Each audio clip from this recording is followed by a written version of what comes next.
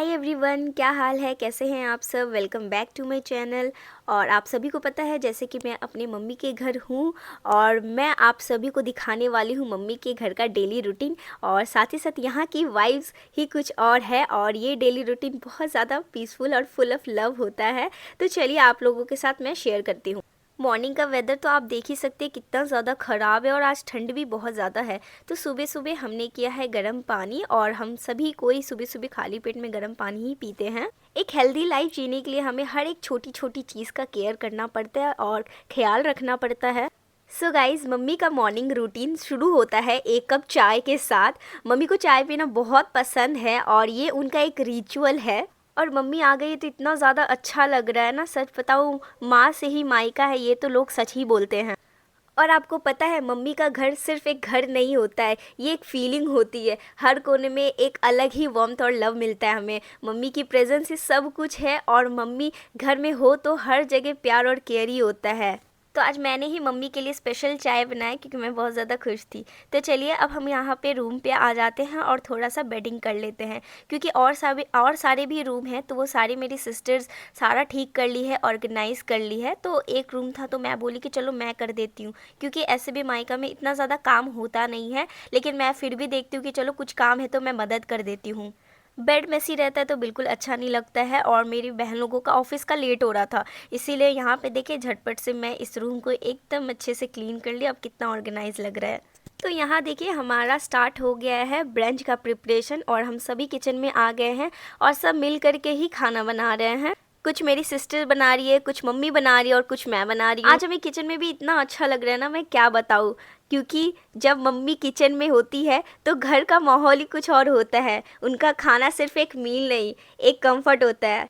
और सच बताऊँ तो मम्मी के हाथ का खाना खाना किसी भी रेस्टोरेंट के फूड से ज़्यादा स्पेशल होता है, ये तो आप भी मानते होंगे। और आपको पता है क्या, अपने मायके में आकर और अपनी फैमिली के साथ टाइम स्पेंड करना बहुत ज़्यादा रिलैक्सिंग और स्पेशल भी होता है। आप भी अपने पेरेंट्स के साथ क्वालिटी टाइम स्पेंड करते होंगे, आपको पता है मायके आने से एक अलग ही सुकून मिलता है। और यहाँ पे देखिए मेरी सिस्टर बस आशवी के ही पीछे लगी रहती है, आशवी को तैयार करने में कुछ ना कुछ आशवी को लगाते रहती है, उसको अलग ही बनाने का कोशिश करती है।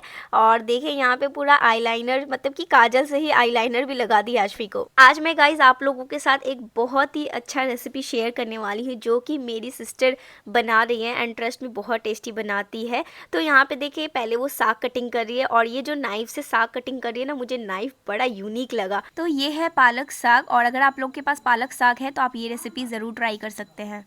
तो सबसे पहले हमें ऑयल डालनी है, फिर राई डालनी है, इसके बाद में हमें डालनी है मेथी और साथ ही साथ जो सूखी मिर्च होती है उसे भी डालनी है। फिर जाके हम प्याज ऐड कर देंगे और सच बताओ प्याज ऐड करने के बाद ना बहुत ही ज़्यादा टेस्टी बनता है साग।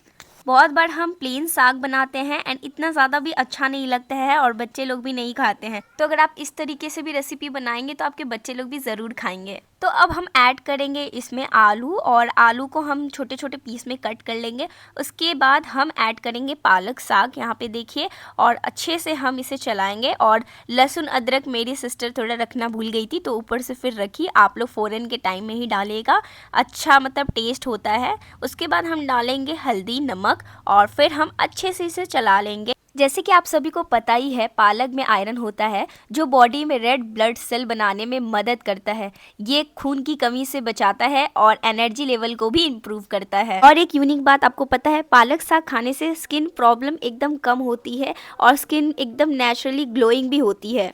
अब मम्मी आ गई है तो अब बहुत ही स्पेशल ही हमारा खाना बनने वाला है और हम लोग बहुत ज़्यादा खुश भी होते हैं।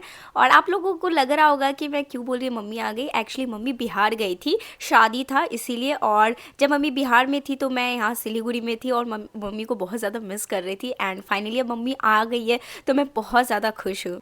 तो अभी आशवी का भी टाइम हो गया है, उसको भी खिलाना है। तो अब जो भी घर पे बनता है मैं कोशिश करती हूँ आशवी को वही खिलाने का, लेकिन आशवी बहुत बदमाश है, अब खाती ही नहीं है, बहुत रोती है एंड सच बताऊँ तो बहुत ज़्यादा पतली भी हो गई है। आशवी को खिला करके सुला दी हूँ, अब हम करेंगे अपना ब्रंच। तो यहाँ देखिए बहुत सारा वैरायटी का पकौड़ा बना है, जहाँ पे बना है दाल चावल और जो पालक आलू का जो भुजिया है ये भी बना है एंड सच बताऊँ तो बहुत ज़्यादा टेस्टी बना था, मैं आप लोग को क्या ही बताऊँ। लेकिन अगर आप लोग इस तरीके से ट्राई ट्राई करिएगा ना तो आप लोग ज़रूर मुझे क्रेडिट दीजिएगा। और अगर आप कभी भी ट्राई करते हैं ना तो प्लीज़ मेरे कमेंट सेक्शन में ज़रूर बताइएगा कि कैसा लगा ये रेसिपी। और ये रेसिपी मेरी सिस्टर की है, मेरी सिस्टर ने बनाया है। तो मेरी सिस्टर सारे काम पे चली गई है और अब मैं और मम्मी ही हम लोग अपना ब्रंच करेंगे। और दो ही लोग बच गए हैं, बाद बाकी अब घर पूरा खाली हो चुका है। थोड़ा सा टाइम होता है जहाँ पे बहुत ज़्यादा हेक्टिक चलता है, एकदम खाना बनाना सारा काम एकदम ऐसे। और जैसे ऑफिस चली जाती है मेरी सिस्टर सारा, तो पूरा घर ही खाली हो जाता है। सच बताओ तो फिर इतना ज़्यादा घर खाली लगता है ना कि इतना अजीब लगता है। और यहाँ देखिए आशवी आ गई है ड्रेसिंग टेबल के नीचे और इस तरीके से ड्रॉअर को खोल रही है और सारा सामान बस तहस महस कर रही है। लग रहा है मेरा सामान भी सारा फोड़ तोड़ देगी, साथ में इसकी मौसी का भी बहुत सारा सामान है। तो अब लग रहा है कि इससे ना बचा करके सारी चीज़ें हमें रखनी पड़ेगी, नहीं तो हमारा एक भी सामान नहीं बचेगा और फिर हमें हस्बैंड से भी डांट पड़ेगी और फिर हमें सामान भी नहीं खरीदेंगे। ओ ओ ओ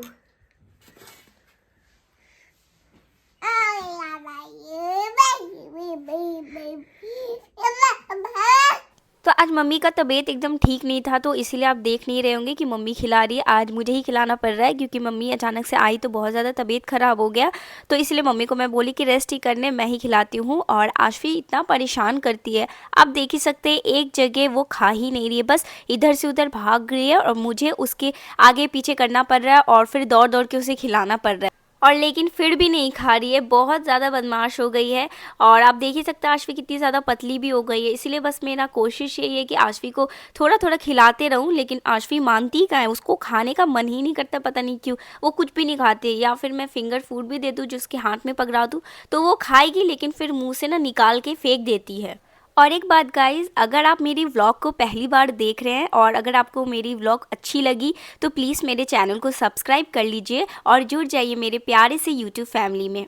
और आपको पता है क्या, बेबी की केयर में ना पेशेंस और प्यार दोनों बहुत ज़रूरी होता है। और आपको पता ही है हर बेबी का अपना अपना रिदम होता है, तो उनकी नीड्स को समझना और उसके हिसाब से हमें केयर करना बहुत ज़रूरी है।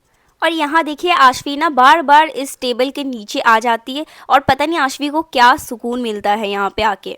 और आपको पता है क्या, मैं अपने बेबी के साथ कोशिश करती हूँ ज़्यादा से ज़्यादा टाइम गुजारने का, ताकि उनका इमोशनल डेवलपमेंट हो। और साथ ही साथ हमें अपने बच्चे के साथ हमेशा प्यार से बात करना चाहिए, उसे हक करते रहना चाहिए, उसे पैम्पर करते रहना चाहिए और उसे हमेशा अच्छा अच्छा चीज़ सिखाना चाहिए। अब आशवी को मैं धीरे धीरे बहुत सारा चीज़ें सिखाना शुरू कर दी हूँ और आशवी भी कुछ कुछ चीज़ें सीखने लगी है, जो कि मुझे बहुत ज़्यादा अच्छा लगता है। मैं और आशवी देखिए यहाँ पे बैडमिंटन खेल रहे हैं और ये मुझे एकदम क्वालिटी टाइम वाला चीज़ लग रहा है। तो देखिए शाम का टाइम हो गया है और आशवी भी पूरा इंजॉय कर रही है अभी। सो गाइज, आज का व्लॉग इतना ही। वीडियो पसंद आया तो लाइक शेयर ज़रूर करिएगा और सब्सक्राइब करना मत भूलिएगा। मिलते हैं नेक्स्ट व्लॉग में, तब तक के लिए बाय बाय।